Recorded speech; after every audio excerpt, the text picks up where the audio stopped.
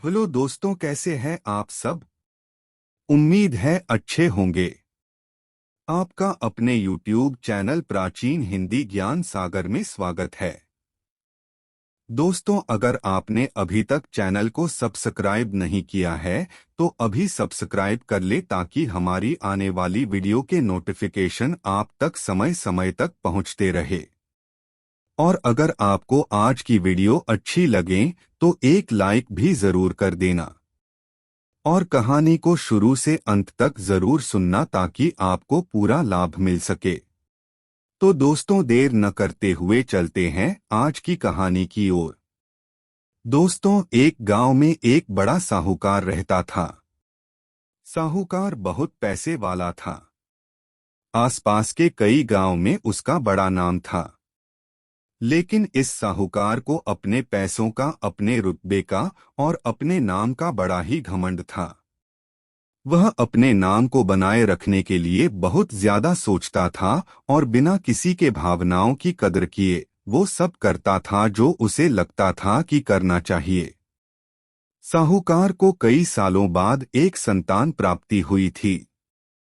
साहूकार ने अपने इस खुशी को मनाने के लिए अपने घर पर एक बहुत बड़ा कार्यक्रम रखा, जिसमें उसने आसपास के गांव के सभी श्रीमंत लोगों को और सिर्फ ऐसे रिश्तेदारों को जो पैसे वाले थे बुलाया था। पास के ही गांव में साहूकार की खुद की सगी बहन भी रहती थी, क्योंकि इन दिनों उसकी आर्थिक परिस्थिति कुछ अच्छी नहीं थी, इसलिए उसने अपनी बहन को तक इस कार्यक्रम के लिए नहीं बुलाया।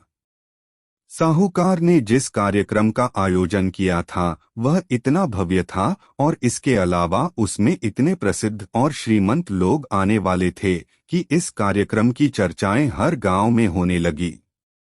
यह खबर उस साहूकार की बहन तक भी पहुंच गई। बहन को यह जानकर बहुत ज्यादा खुशी हुई कि इतने सालों बाद उसके भाई को आखिरकार संतान सुख प्राप्त हो ही गया। बहन ने सोचा कि भाई गलती से उसे इस बारे में बताना भूल गया होगा और अपनों को भला कोई न्योता देता है। भोली बहन ने अपने भाई के यहाँ उस कार्यक्रम में जाने की तैयारियां शुरू कर दी। जिस दिन वह कार्यक्रम था उस दिन बहन सुबह सुबह ही अपने भाई के घर जाने के लिए निकल पड़ी। रास्ते में अपने पुराने मैले कपड़े देख उसे ख्याल आया कि अगर किसी और के घर जाना होता तो मैं ऐसे कपड़ों में जाने की सोचती भी नहीं, लेकिन मैं तो मेरे अपने घर, मेरे मायके जा रही हूँ, वहाँ मुझे ये सब सोचने की कोई जरूरत नहीं है। जैसे ही वह अपने मायके पहुंची, वहां का भव्य आयोजन देखकर वह बहुत खुश हो गई और उसे अपने भाई पर बहुत गर्व हुआ। वहां पर वह जल्दी से जल्दी अपने भाई को मिलकर उसकी खुशी में शामिल होना चाहती थी। वह तुरंत सीढ़ियां चढ़कर घर के अंदर प्रवेश कर गई। उसने देखा कि उसका भाई मेहमान के तौर पर आए सभी धनाढ्य और नामी लोगों का स्वागत करने में व्यस्त है। बहन जैसे ही अपने भाई की तरफ उससे मिलने के लिए बढ़ी, उसके भाई की नजरें उस पर पड़ गई और अपनी बहन को ऐसे मैले पुराने कपड़ों में देखकर भाई ने उससे मिलना तो दूर बल्कि तुरंत बहाना बनाकर वहां से निकल गया। बहन ने सोचा इतने लोगों में बेचारा अकेला भाई क्या क्या करें, जरूर उसे कुछ काम याद आया होगा, इसलिए वहां से चला गया होगा। बहन बाद में अपनी भाभी से मिलने गई।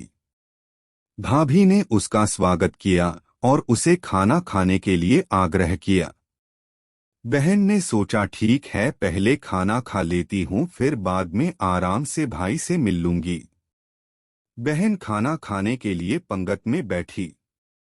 साहूकार भाई ने देखा कि अपने सभी धनवान मेहमानों के बीच उसकी गरीब बहन बैठी हुई।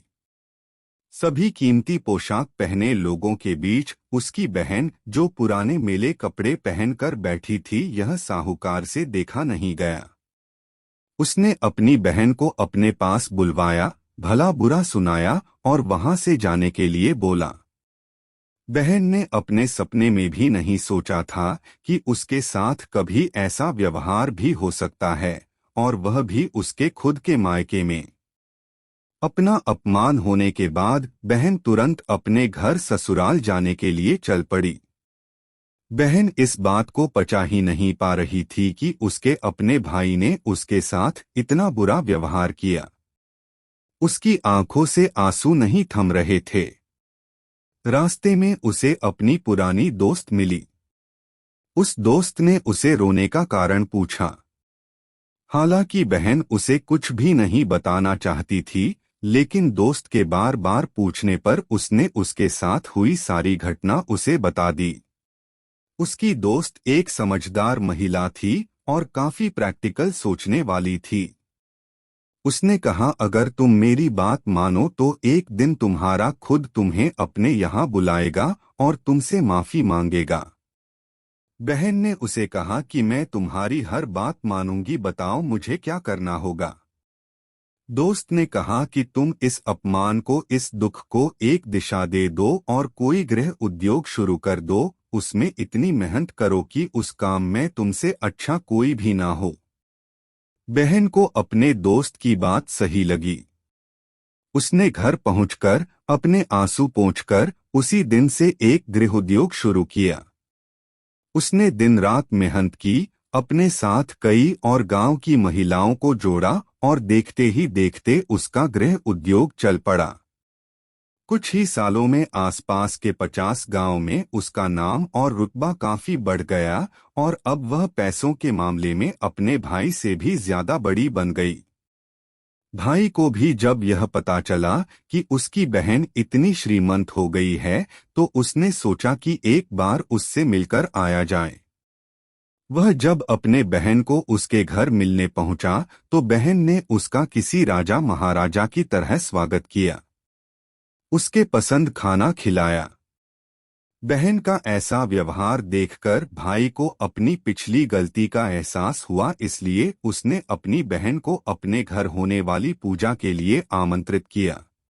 कुछ ही दिनों बाद बहन अपने भाई के यहाँ उस पूजा के लिए पहुंच गई। जैसे ही बहन अपने भाई के घर पहुंची, उसका भाई उसके स्वागत के लिए दरवाजे में ही खड़ा था। बहन अपने महंगी गाड़ी में आई थी। उसने बहुत कीमती साड़ी और उससे भी ज्यादा कीमती गहने दागिने पहन रखे थे। बहन का ऐसा ठाठ बाट देखकर सिर्फ भाई नहीं बल्कि उसका पूरा गांव दंग रह गया। भाई दौड़कर आया और बहन की गाड़ी का दरवाजा खोलकर उसे बाहर आने के लिए कहा और बड़े प्यार से उसे पूजा का प्रसाद ग्रहण करने के लिए बुलाया। बहन को इस बार 12 पकवान परोसे गए थे। चांदी की थाली में उसे खाना दिया गया था। वह साथ में एक सोने की चम्मच भी रखी गई थी। उसके बैठने के लिए बेशकीमती पाट रखा गया था। बहन को यह सब देखकर उसके वह पुराने दिन याद आ गए, जब भाई ने उसे बिना खाना खिलाए ही भला बुरा कहकर वापस लौटा दिया था।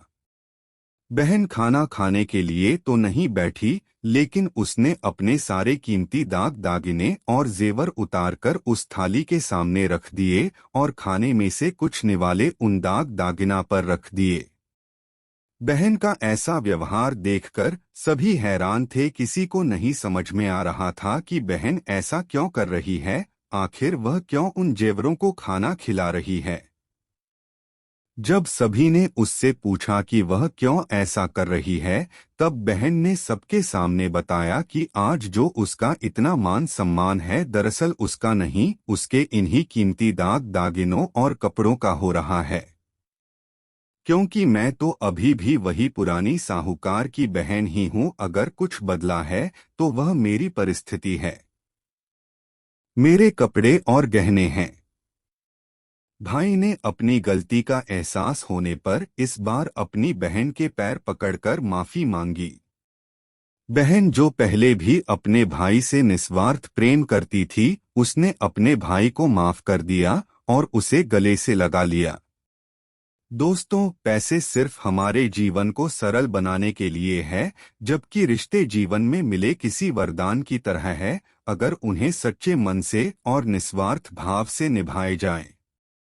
पैसे खर्च हो जाएं तो आप बाद में भी कमा सकते हैं, मगर रिश्ते खर्च हो जाएं, टूट जाएं, तो दुनिया का सारा धन भी आपको उन्हें वापस नहीं दिला सकता।